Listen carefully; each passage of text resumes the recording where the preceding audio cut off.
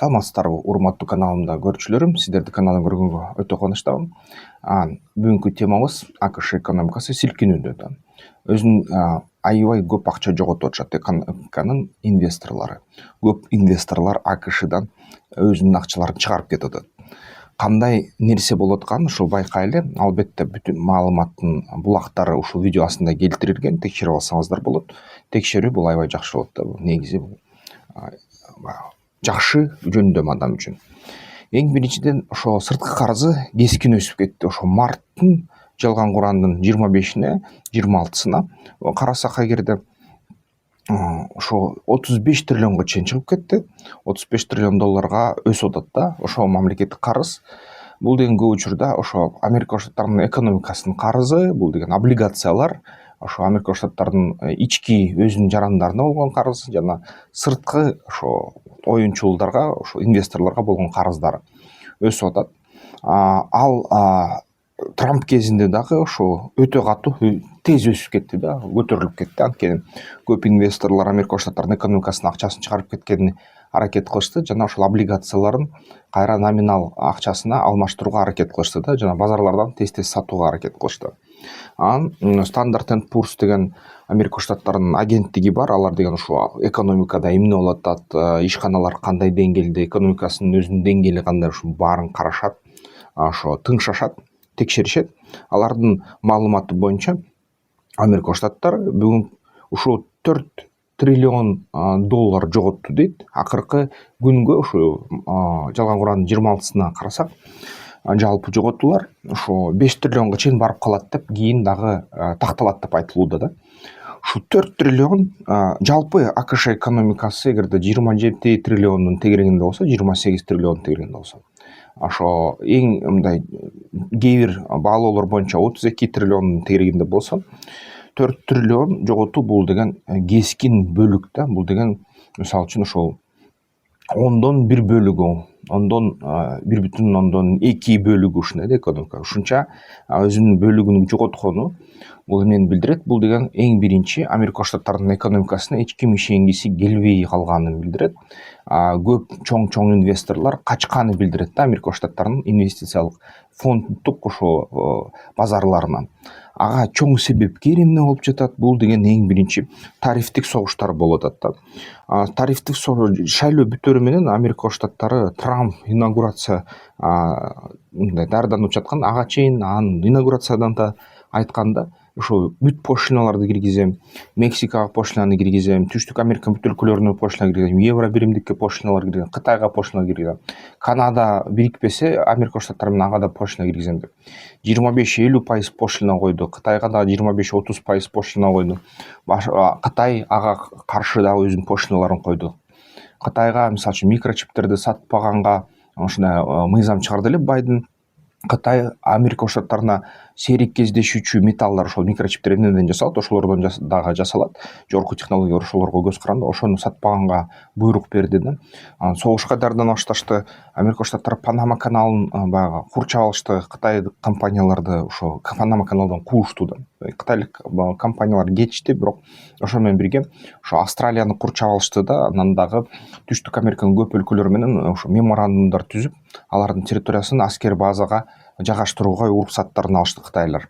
Ушундай аябай кызуу ушундай карама каршылык чыгып атат.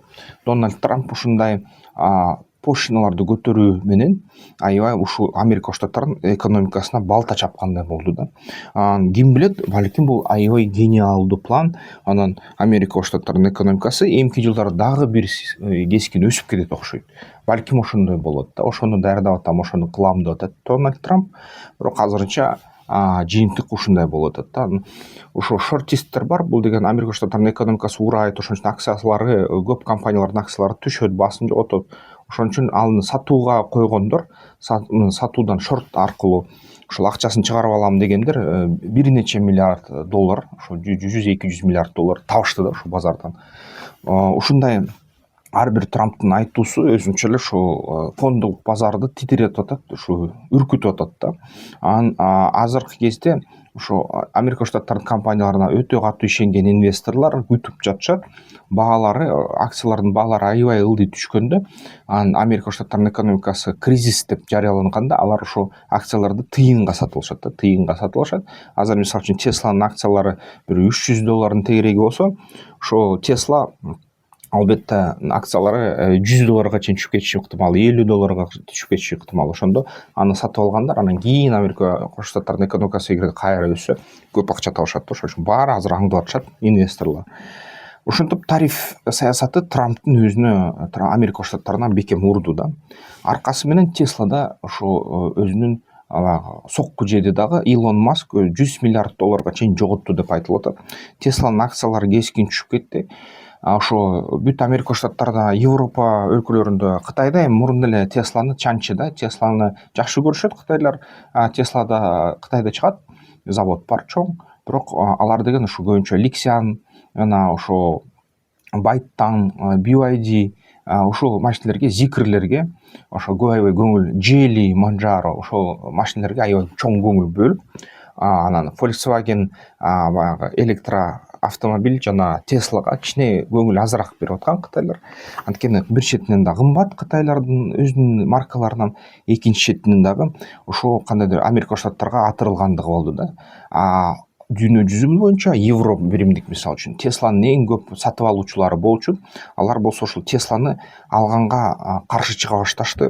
Тесла бойкот кылышты да. Ошентип Илон Маск $100 миллиард жоготту. Акционерлер Илон Маскты жумуштан кетти деп атат. Ал эми Америка Штаттарында ушул Теслаларды өрттөп атышат да. Демократтар, шайлоодон утулгандар жана ошол Илон Масктын мындай душмандары десе болот да, мындай. Илон Маскка каршы чыккандар, Трампка каршы чыккандар, Трампты алсыратыш үчүн, Илон Маскты алсыратыш үчүн бүт ошо өлкө ичинде Теслаларды өрттөп атат. Тесла центрлерди, баягы сатуучу дүкөндөрдү өрттөп атат. Аябай жаман. Ошо баягы заправка станцияларында бузуп атат. Анан ушу менен аябай чоң миллиарддаган Теслага ошо чыгашаларды алып келип атат. Анан ошондон коркуп америкалыктар Тесланы албай башка машинелерди алып, башка электромобилдерди алып атат. Анан негизи ошо Тесланын иштерин начарлап атат да ошо. Анан эгерде карасак буга эмне себепкер болду десе, көптөр айтат ошол Илон Масктын биринчиден ошо фашисттик кандайдыр бир көз карашка жакындыгын билгизип койгондугу. Бул эми Рим республикасынын мындай кандайдыр бир кол кыймылы да, кол шилтеме.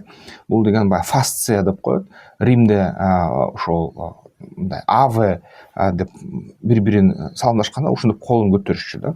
Анан Рим империясынын саламдашуусун Дульче баягы ошо Муссолини фашисттик режимди негизинен Италияда лидер колдонгон.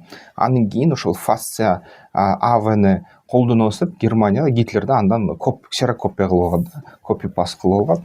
Анан ошентип Гитлердин аркасы менен бул аябай дүйнө жүзүн миллиондогон адамдарды өлтүргөн фашизм идеологиянын мындай белгиси болуп калган. Анан ушуга тийишип атышат да баары азыр. Маск ошо өзүнүн фашист экенин көрсөтүп койду. Масканы айтты, бул менин жүрөгүмөн силерге салам, бул Рим саламы деп койду. Бирок Рим саламы чын эле Рим саламы, бирок аны Гитлер да колдонгон, аны Муссолини да колдонгон да. Анан ошол кичине нерсе ошо Маскка каршы көрсөтүп атат да элдин. Анан эң негизгиси демократтар ошо негизи жашыл экономиканын тарапташтары болгон. Дүйнө жүзү боюнча ошол Америка Штаттарынын демократтары, Евро биримдиктин демократтары, Илон Маск ошолорго каршы консерваторлорду көтөргөндө, мурун Илон Маск да өзү демократ болчу, бирок Байден аны кандайдыр бир чанып койгондон кийин Илон Маск Трамптын тарапташы болуп кеткен.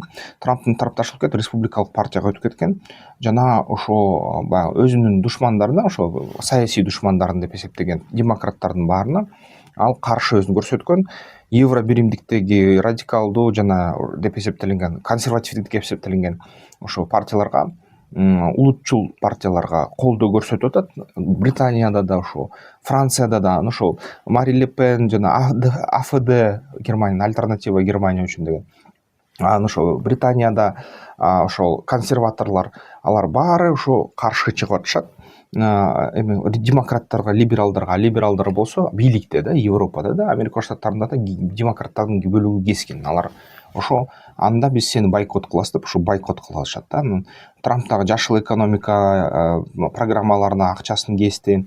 Трамп анын аркасынан баягы Париж келишиминен чыгам деди, ошо Бириккен Улуттар уюмунан чыгам деди. Ушунун аркасында анан албетте ошо бүт элдин көбү эле ошо климат өзгөрүүсүн колдойт да, баягы климат сактоо, аба ырайды сактоо долбоорлорун дүйнө жүзүндө элдин көбү колдойт. Анан ошондуктан булар кичине туура эмес көз караш менен карап калышты. Туята бул эмне болуп атат?